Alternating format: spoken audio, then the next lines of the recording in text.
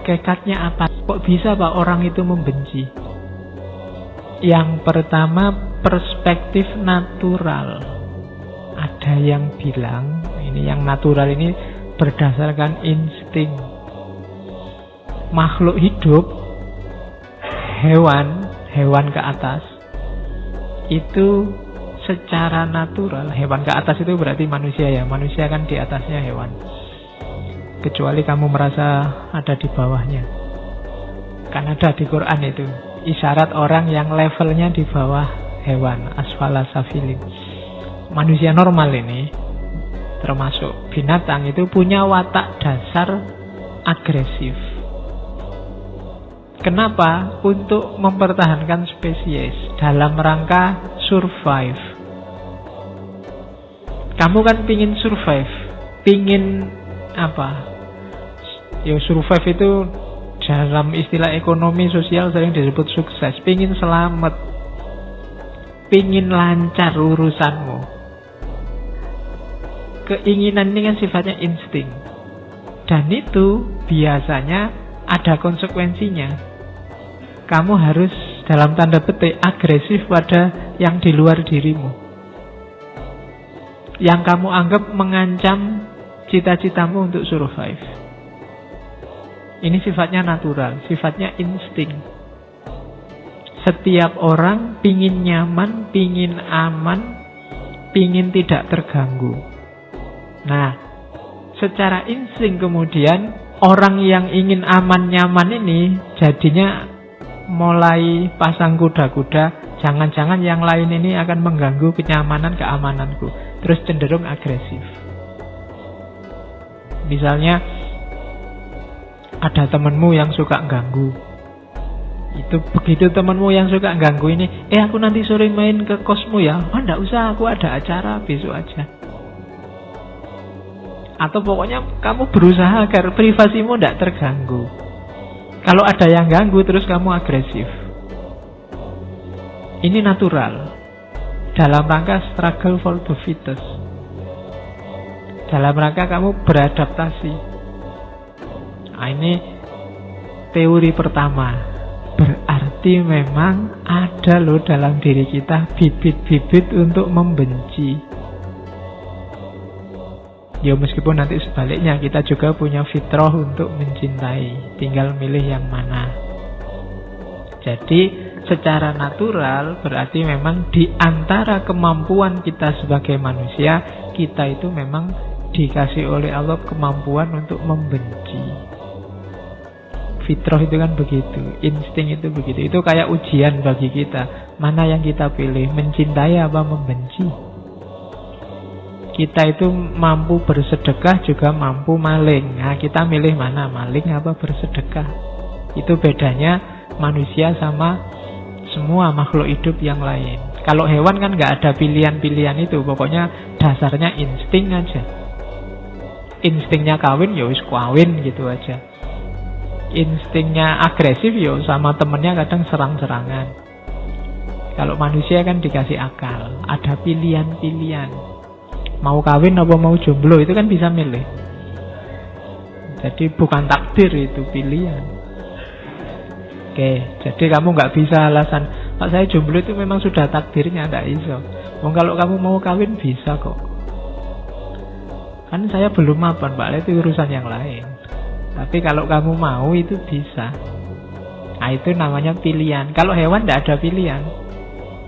Kalau belum musim kawin, dia tidak pengen kawin. Begitu musim kawin dan pengen kawin, ya wis kawin sak kapoke. Setelah itu selesai. Nah itu hewan. Kalau manusia, dia dihadapkan pada pilihan-pilihan. Di antara nature-nya pilihan manusia itu kebencian. Ya sama. Orang itu punya kemampuan untuk korupsi atau tidak korupsi. Tergantung kamu milih apa enggak. Ngaji atau tidak ngaji. Itu kan pilihan-pilihan. Oke, dua-duanya kamu mampu. Ngaji juga mampu, tidak ngaji juga mampu. Membenci juga mampu, mencintai juga mampu. Itu teori pertama. Oke. Yang kedua, ada perspektif psikologi.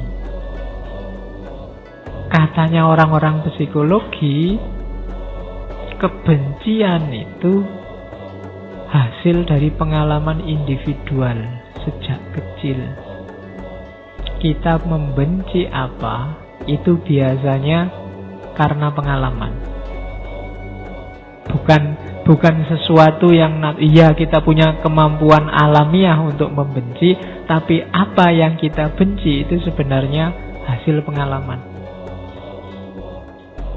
Saya ada teman juga pembenci tahu. Jangan salah.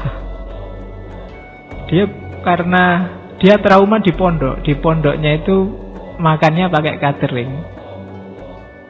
Dan tiap hari, karena dia sejak kecil mondok, menurut dia seminggu bisa 4-5 kali menunya tahu. Lama-lama dia trauma sama tahu. Jadi dia tidak suka sama tahu. Itu traumatik, pengalaman masa kecil. Mungkin ada yang ngalami apa masa kecil, mungkin ketemu orang yang kumisnya tebel terus jadi takut, sampai besar ada trauma tertentu dengan kumis. Atau kena tilang polisi waktu ABG terus ada trauma sama polisi. Jadi kebencian itu dibentuk oleh pengalaman. Trauma sama ternyata yang melakukan teror selama ini cirinya orangnya gini. Terus kita simpan itu dalam hati dan kita benci semua yang punya ciri itu. Itu perspektif psikologi. Jadi kebencian itu hasil pengalaman. Oke, itu teori yang kedua. Teori yang ketiga, ini teman-teman sosiolog. Kebencian itu tidak melulu hasil pengalaman. Ya memang hasil pengalaman, cuma pengalaman itu lahir dari struktur. Jadi tidak semata pengalaman, tapi pengalaman sosial. Kita sebenarnya nggak ada urusan, nggak tahu menahu tentang apa itu terorisme, tapi struktur hari ini membentuk pikiran kita kayak gitu loh, teroris itu harus kita jauhi. Itu struktur. Kenapa hari ini kita benci kelompok tertentu, aliran tertentu, grup tertentu? Struktur sekeliling kita, pengalaman sosial kita yang membentuk itu.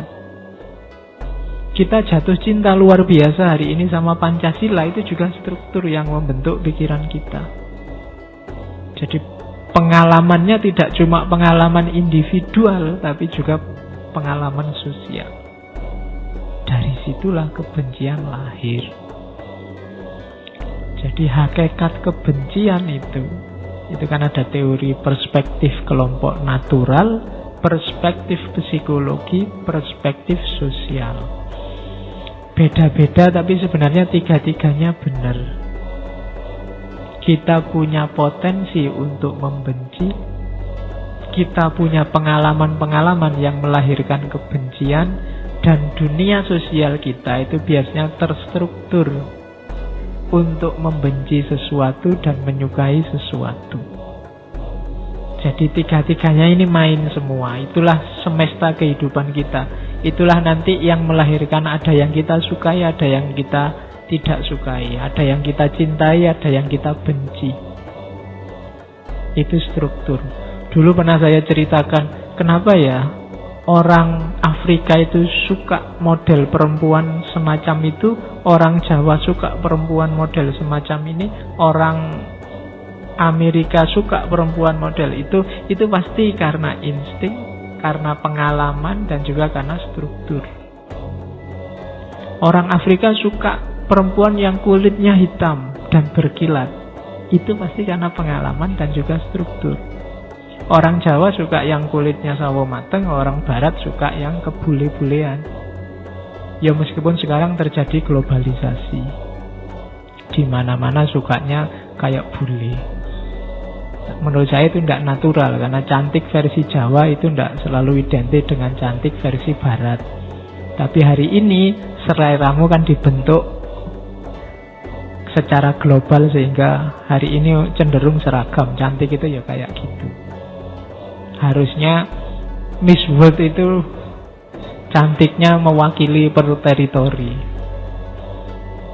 inilah Miss World versi Afrika, Miss World versi Jawa, Indonesia, Miss World versi.